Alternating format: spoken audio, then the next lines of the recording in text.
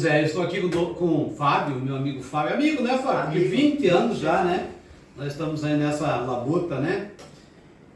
Eu sou o doutor Evaldo Correia Chaves, autor do livro Habeas Corpus, na transgressão disciplinar militar e vadimeco militar.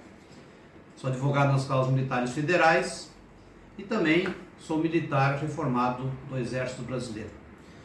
Hoje, com muita felicidade, estamos aqui com o Fábio, soldado, e que nós obtivemos não é sentença em primeiro grau. Nós obtivemos um acordo, que é no segundo grau, reformando o soldado Fábio. É uma luta, né? Foi uma luta, né? Mas graças a Deus, e ao trabalho e à tua compreensão também, né? Chegamos a um sucesso. Por enquanto, ainda não estou julgado, Fábio. Eu vou até te explicar e vou explicar para vocês que estão nos ouvindo aí, nos assistindo, como vai funcionar o processo agora. Porque às vezes as pessoas perdem o processo porque não entraram com a execução. Você que está nos assistindo aí, e que é militar, operador de direito, compartilhe esse vídeo, ponha na tua rede social, para ajudar, não a nós, ajudar as pessoas que estão aí, que estão em dúvida e que não acreditam na justiça. As pessoas às vezes não querem procurar um bom advogado porque não acreditam na causa, não acreditam na justiça. Aqui está o exemplo. 20 anos para esperar, brigamos, tivemos um primeiro processo. Nesse primeiro processo foi dado a reintegração. Só reintegração, né? Para tratamento. Só para tratamento. Aí teve uma cirurgia, inclusive, né? Eu operei a primeira vez em 2001, em agosto, e a segunda, se eu não me engano, foi em fevereiro de 2010. Duas cirurgias. Então ele na verdade foi licenciado de forma errada, de forma equivocada, porque ele tinha sofrido uma lesão, um acidente de serviço. Primeiro acampamento, período básico. Aonde foi lá em Forte Coimbra? Forte Coimbra. Isso foi em abril. E aí, o que aconteceu que piorou, demorou praticamente mais de um ano para eles mandar eu para vir para o hospital militar para operar. Eu operei dia 21 de agosto de 2001. Ou seja, mais de um ano que eu machuquei no primeiro ano. Tu tem que mostrar pro pessoal que está vendo o teu joelho aí, rapidinho. Tu tem que puxar e mostrar como tá. Olha aí como... Não sei se você vai conseguir mostrar, porque o cara calça meio apertada. Ó, vejam que é frouxo o joelho dele. É, frouxidão. Tá? Não conseguiram recuperar o joelho, né? Na primeira cirurgia não houve a recuperação. E naquele primeiro processo, que eu quero deixar bem patenteado isso para você que está assistindo, nós fomos até o STJ, mas foi mantido só o tratamento, tá? Só o tratamento. E aí houve uma sacanagem de alguém, né, que resolveu dizer que você estava curado e não estava, no meio militar, né? Lá dentro. Foi a junta? Foi a junta. E mesmo o próprio laudo do especialista, o médico já tinha me operado e mesmo assim colocou que eu estava apto, sendo que eu tinha o próprio laudo do próprio médico constando que eu estava incapaz, definitivo, do serviço do exército.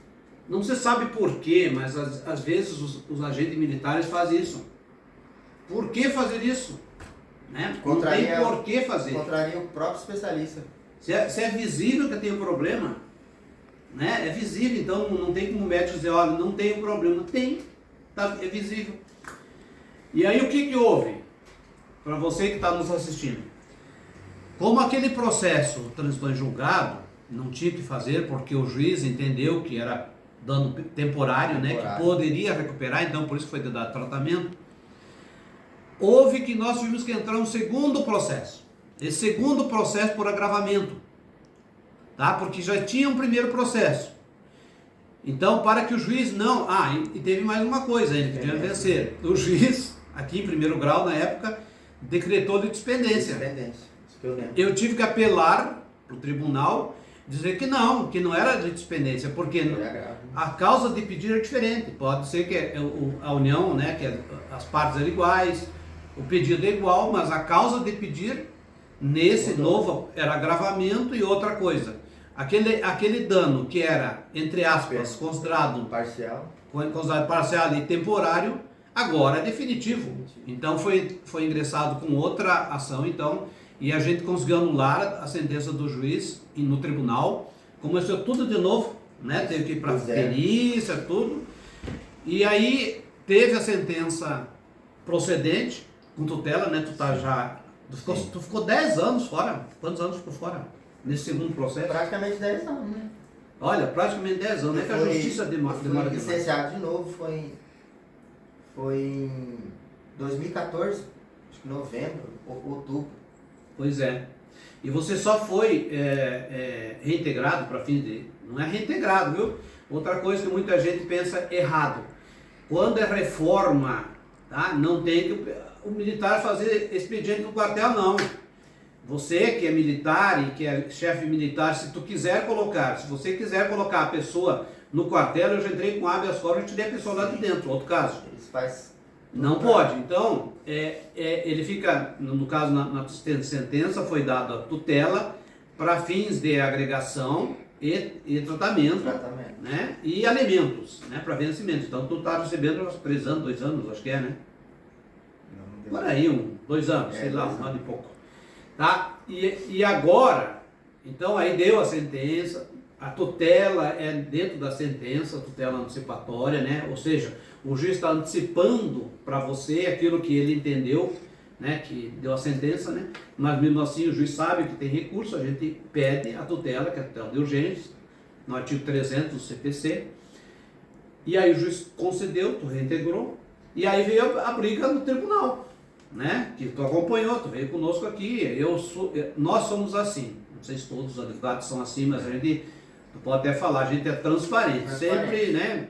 Falando a verdade, né? Lutando, brigando, tal, mas nunca falando. Tem pessoas que entram na justiça e acham assim, o primeiro passo você ganhou, mas aí a pessoa não entende que a outra parte vai apelar. Daí a pessoa fala, apelou, então o que aconteceu? Deu a reforma, mas aí eles apelaram. Você tem que ficar ciente que você pode ser derrubado a decisão. Aí muita pessoa não entra por causa disso, né? E Fábio, sabe por quê? Olha, eu fiquei muito assim, feliz, porque é o seguinte, nós conseguimos mudar o pensamento do desembargador, que vinha dando negativo. E o que foi bom nessa decisão aqui? Muita coisa boa. Tu veio aquele dia, nós fizemos o vídeo, né? Sim. Eu fiz até um vídeo na sustentação oral, que não é previsto até. Eu inovei, coloquei você aqui do lado e fizemos, né, mostrando para o desembargador que tu estava com problema, né? Isso o advogado tem que fazer. Você que está assistindo aí, ó, às vezes está injustiçado e tal, e só pensando, entre aspas, em honorários, dinheiro e não sei o que, pega um bom advogado. Não pega um advogado assim que não tenha experiência. Aí você vai ser prejudicado. E pegar um advogado que lute por você. Eu, modéstia à parte, né? Eu, quando estou com o meu cliente, eu brigo até o fim. Agora, o militar também tem que ajudar, tem que acompanhar o processo, né? Ficar tem que você. Passar as informações, tudo que você tem de documento que você tem que guardar.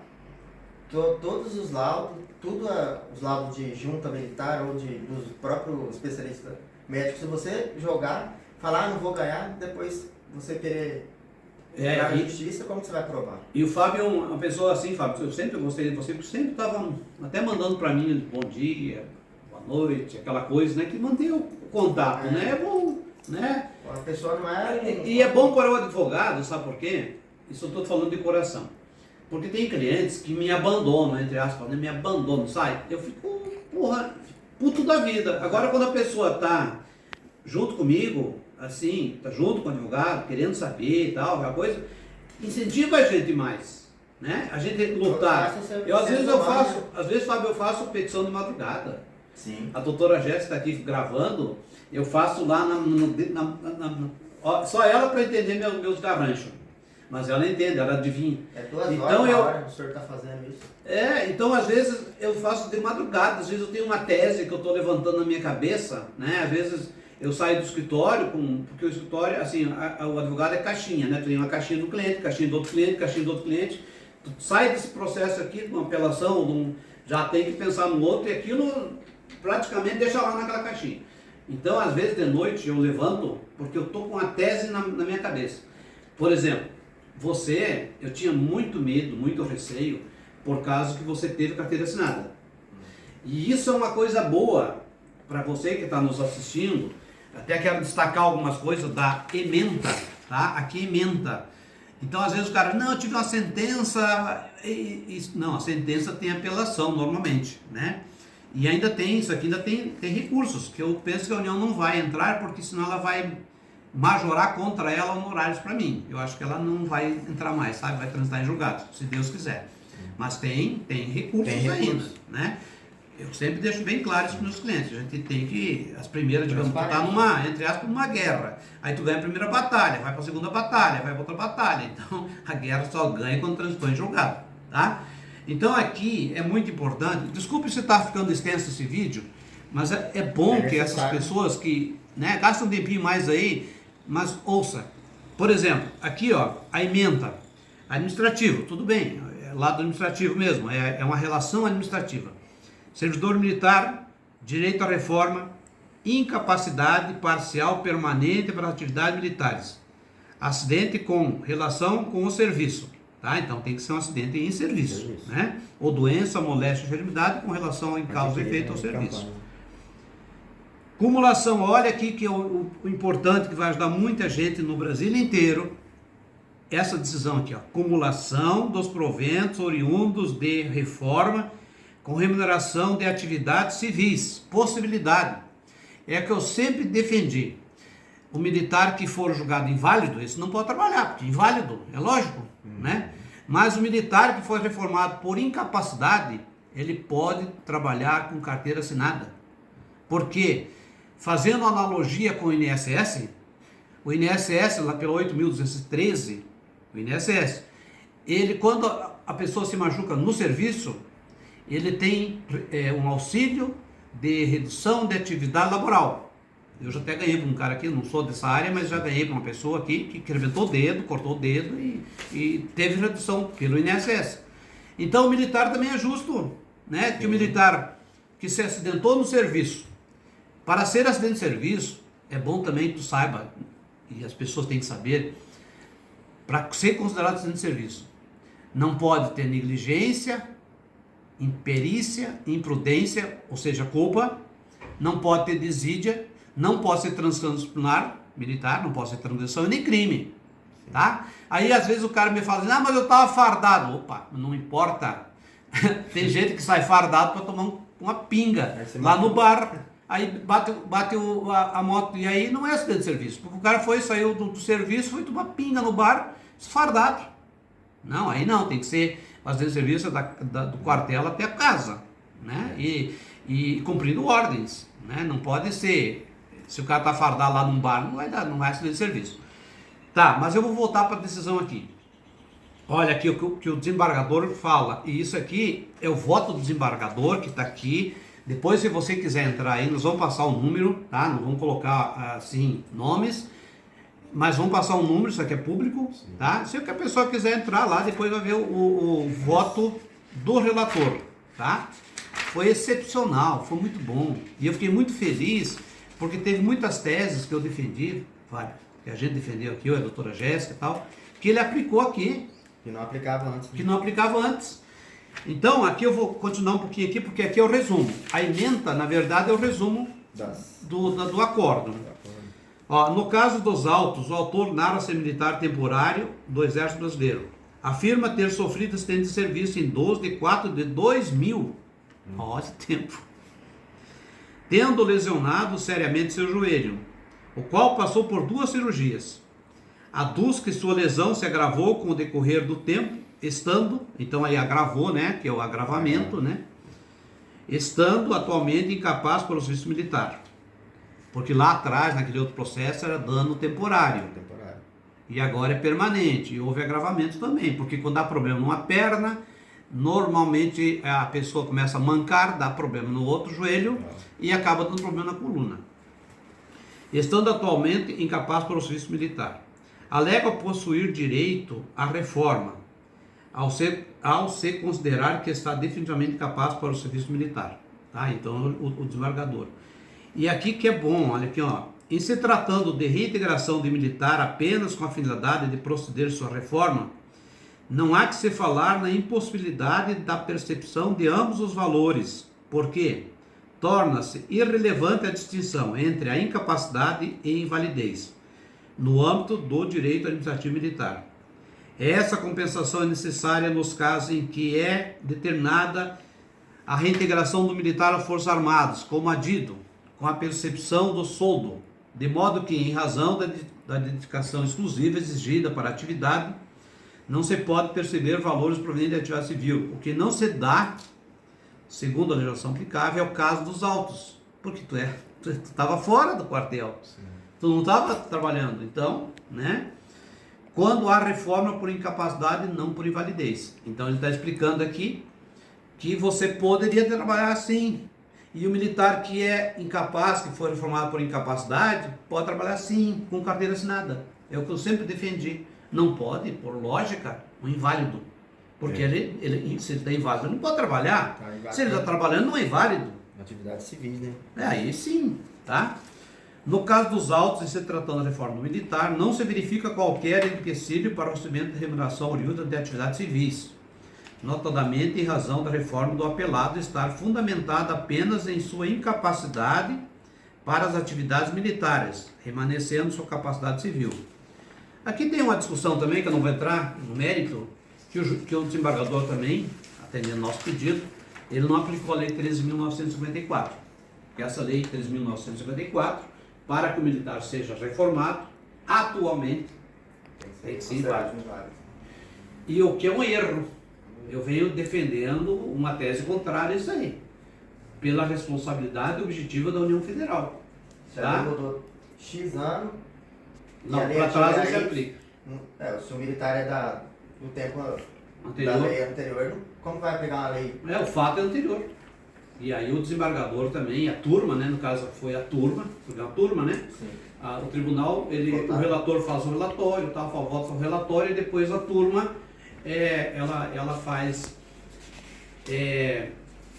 ela aprecia, no caso, a turma, né, e aí mantém ou não, né, vai contra ou a favor, né. Então, para não ficar muito extenso esse vídeo, acho que já tem 18 minutos, e se você quiser, nos acompanhe no outro vídeo que eu vou fazer agora sobre execução.